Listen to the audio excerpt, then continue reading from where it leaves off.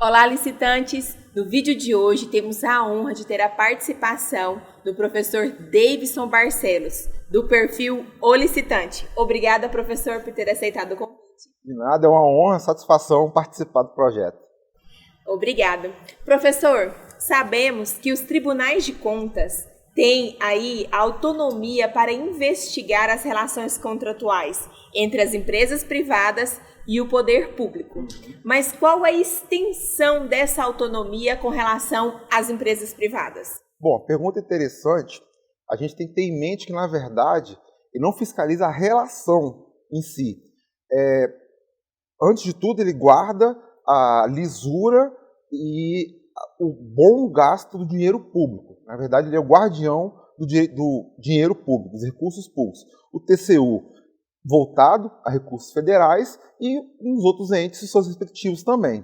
Então, quando o TCU chega, ou os tribunais de contas chegam a atingir e a fiscalizar o ente privado, é porque há recurso público envolvido.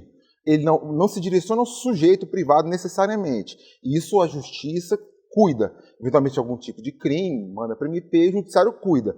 Mas ele pode sim ser tocado por ter a relação com recursos públicos. Ou em uma licitação, inclusive, quando ele oferece um preço muito fora do mercado, com sobrepreço, e esse preço, esse valor, essa proposta é aceita, sim, ele pode ser atingido e responsabilizado por essa diferença, por esse valor. Ou quando, por exemplo, ele participa de um desvio de recursos públicos, ele sim pode ser acionado pelo tribunal, inclusive responsabilizado e ser cobrado do dano ao erário. Sabemos que essa tramitação irá acontecer no próprio Tribunal de Contas por meio de um processo aí administrativo ou uma tomada de contas. Nesse caso, a empresa terá direito à contraditória e ampla defesa? Acontece algo análogo, semelhante ao da esfera penal, o processo da esfera penal também. Em que sentido? Existe uma fase que nós chamamos de inquisitorial, ou inquisitiva, em que não há contraditório. E o contraditório é um princípio muito caro à Constituição, mas existe um fundamento para isso.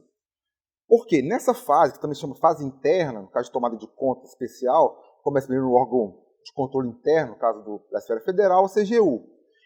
Nesse momento, nessa primeira fase, não tem acusação. Vai se verificar, os fatos serão verificados, a responsabilidade vai ser verificada, e aí o processo é encaminhado para o TCU, para o órgão de controle externo, onde inicia a fase externa. Aí essa sim, assim que o processo entra no tribunal, o TCU é obrigado a conceder o contraditório para que se defenda aí sim de uma acusação ou de um desejo de ter aquele dano ressarcido para os cofres públicos. É importante também ressaltarmos que aquelas empresas que não dão a devida atenção, né, a devida importância à resposta, à instrução desses processos administrativos que tramitam nos tribunais de contas, pode ocasionar aí prejuízos irreparáveis, não é mesmo? Eu sempre comento, porque em muitos casos, na maioria dos casos, não é obrigatória a presença de um advogado. As pessoas não veem muita necessidade, ela pensa que ela mesma vai responder de forma pessoal, e ainda que ele seja um técnico, ainda que ele seja um advogado, faz parte até da boa prática não advogar em causa própria. Por quê? Porque você está emocionalmente envolvido.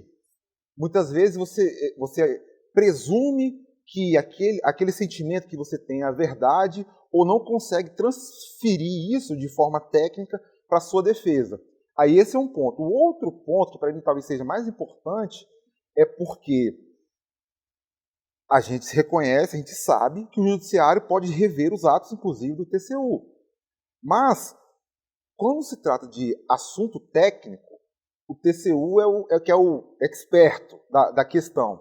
Não é um negócio do judiciário, do ministro, no caso, se for anular um ato do TCU, que o competente é o STF.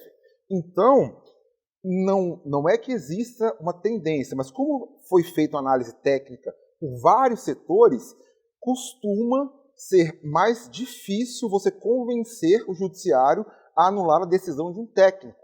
Então, o importante é que desde o início, porque você pode provocar, inclusive, o arquivamento, o término do procedimento na forma administrativa, do que depois você ser imputado um débito para você ter que correr atrás disso. E fora que existe a questão, ainda que você não seja condenado, ou acompanhar o processo, ou ter um processo contra si, em especial para nós que somos honestos, é muito custoso.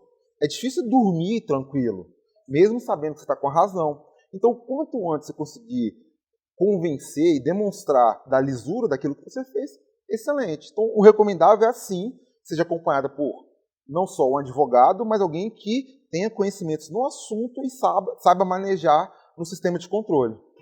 Nós temos aí o Instituto da Declaração de Idoneidade do TCU, e eu gostaria que você falasse um pouquinho disso para nós, professor, porque comumente as empresas se assustam, né, com relação a esse instituto. Então eu gostaria que o senhor falasse um pouquinho para a gente sobre isso, sobre os critérios, como que é que isso acontece na prática. Bom, precisa a gente diferenciar primeiro, porque existem diferentes sanções com o mesmo nome. Sobre a alcunha de impedimento de licitar ou de contratar, ou a declaração de inidoneidade para contratar, para ter relações contratuais com a administração, existe uma sanção que o TCU pode impor, está na lei orgânica de criação do tribunal, essa competência para impor um impedimento de licitar e contratar, uma declaração de inidoneidade. Mas também nas leis de licitações também existe essa sanção. E aí não é o TCU, é o próprio órgão, a autoridade, ou dependendo da sanção, até o ministro de Estado relacionado à pasta. E o interessante notar também que houve uma grande discussão em que o TCU já se manifestou acerca da possibilidade de o órgão licitador impor essa sanção e, posteriormente, o TCU impor essa sanção.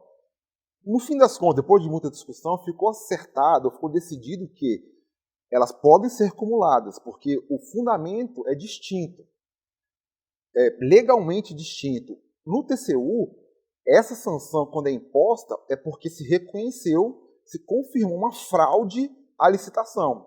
E, para isso, a resposta do controle externo, daquele fiscal dos recursos públicos federais, no caso do TCU, é essa sanção. Pode ser essa sanção, uma multa, declaração ou o ressarcimento do dano erário. E, no caso, essa busca pela comprovação da fraude pode ocasionar esse impedimento, como também, como a gente conversou, acarretar outras sanções, como indisponibilidade de bens, você ter que ressarcir o erário daquilo que foi desfalcado, ou até mesmo responsabilidade solidária com o gestor. A lei das estatais, inclusive, quando toca uma dispensa de licitação onde não deveria, alguma irregularidade de sobrepreço, ela prevê que haverá responsabilidade solidária entre o gestor, entre o decisor público da empresa estatal e o particular. Está aí previsto. Então, são sanções distintas. O TCU tem a competência, a atribuição, a responsabilidade de impor a sua sanção própria caso constate uma fraude à licitação, um dano erário. Eu agradeço novamente a participação. Agradeço você também, licitante, que nos acompanha. E até o próximo vídeo.